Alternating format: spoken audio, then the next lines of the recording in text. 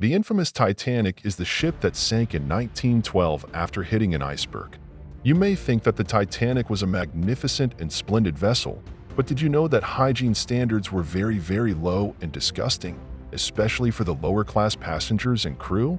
Let's find out more about the nasty hygiene practices on the Titanic in this video. When the Titanic set off on its transoceanic voyage in early 1912, it was considered luxurious and unsinkable. That even the captain Edward John Smith was apparently overheard saying, "Even God himself cannot sink the ship." The well-known fate of the Titanic has captured imaginations for more than a century, from its elaborate amenities to its immense size to its famous passenger list. Of the roughly 2,200 passengers and crew aboard the Titanic, more than 700 were from third class, or steerage. Travel for a third-class passenger paled in comparison to what first and second-class passengers enjoyed, but life below deck wasn't anything to scoff at. The Titanic was divided into three classes: first, second, and third. Each class had different levels of comfort, service, and amenities. The first-class passengers enjoyed some of the most luxurious and modern facilities ever seen on a ship, while the third-class passengers had to endure filthy and crowded conditions.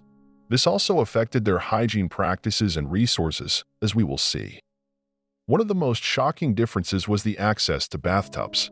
Only a few cabins on the Titanic had private bathtubs, one of which was occupied by Captain Edward Smith. Most of the first-class passengers had to share public bathrooms, which were located on each deck. These bathrooms were equipped with hot and cold running water, porcelain sinks, marble floors, and electric heaters. They also had attendants who provided towels, soap, and other toiletries. The second-class passengers had similar bathrooms, but fewer and less elegant. The third-class passengers, however, had no bathtubs at all. They only had access to wash basins with cold water, which were located in the corridors or in their cabins. They also had to bring their own soap and towels, or buy them from the ship's store. This meant that most of the third-class passengers never took a proper bath during the entire voyage and had to wash themselves with cold water and a rag. Imagine the smell and the dirtiness of their bodies and clothes. Another shocking difference was the access to toilets. The Titanic had two types of toilets, manual and automatic. The manual toilets require the user to flush them by pulling a chain or a lever, while the automatic toilets flushed themselves by using a timer or a sensor. The first and second-class passengers had both types of toilets in their cabins or in the public restrooms. The third-class passengers, however, only had access to automatic toilets, which were located in the public restrooms. These toilets were considered more hygienic and efficient, but they also had some drawbacks. They were noisy, prone to malfunction, and sometimes overflowed. They also had no privacy, as they were separated by thin partitions or curtains. This meant that the third-class passengers had to use the toilets in front of strangers, and sometimes had to deal with the sight and smell of other people's waste. Imagine the embarrassment and the discomfort of such a situation. To prevent lice, disease, or any potential infestation aboard the Titanic, third-class passengers were subject to extensive examination before being allowed to board. No first or second-class passengers underwent anything in the way of an exam, but men, women, and children with steerage tickets met a group of surgeons, led by Dr. William Francis Norman O'Laughlin, and inspection officials outside the ship. Passengers gave one of the inspection workers a section of their ticket and, if they were deemed clean and healthy, received an inspection card in exchange. The inspection card was essentially a boarding pass. As a senior surgeon with the White Star Line and the Titanic surgeon, O'Laughlin also oversaw a medical staff aboard the ship. The assistant surgeon, Dr. John Edward Simpson, tended to second and third-class passengers. William Dunford served as hospital steward and, when his body was found after his demise during the sinking, a clinical thermometer was among his effects.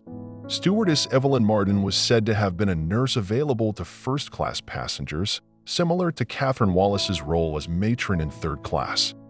O'Laughlin and Simpson also performed inspections on the crew, affirming to the Board of Trade Immigration Officer, Captain Maurice Harvey Clark, that they were healthy and sea-ready.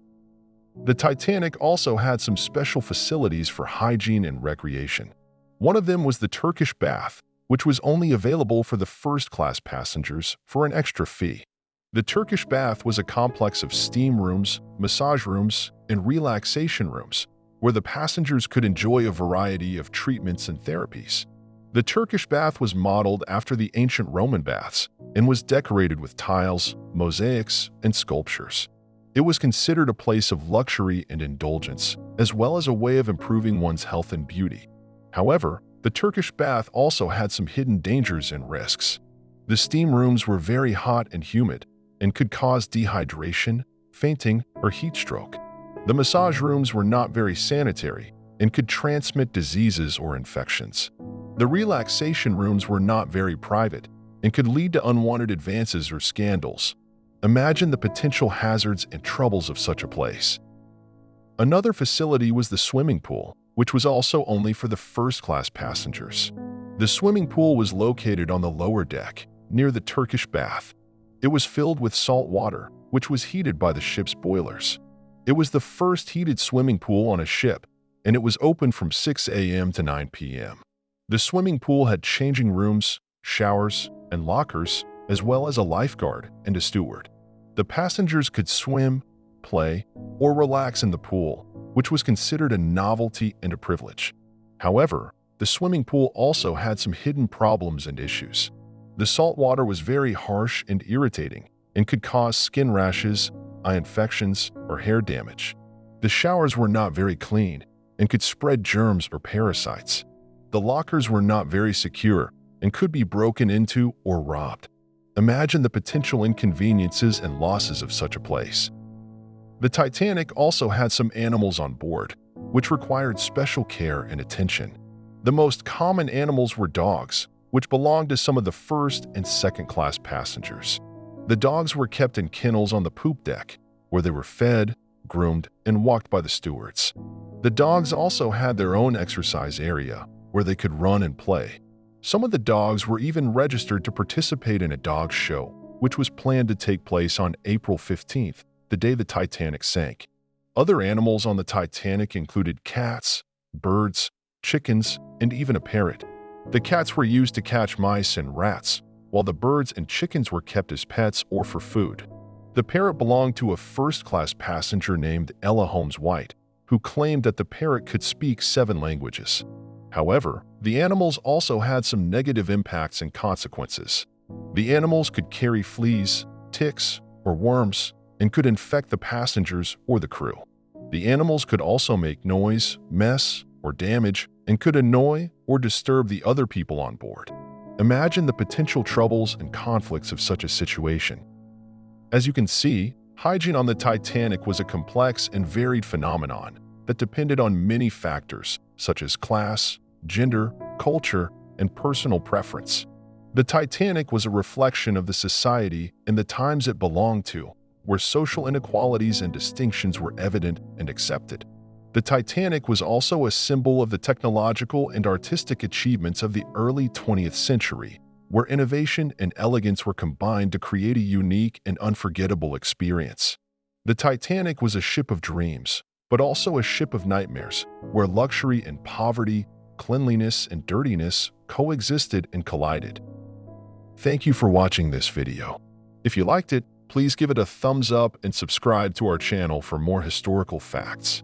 Also, don't forget to leave a comment and share your thoughts and opinions. What do you think about hygiene on the Titanic? Would you like to travel on such a ship? Let us know in the comments below. See you next time.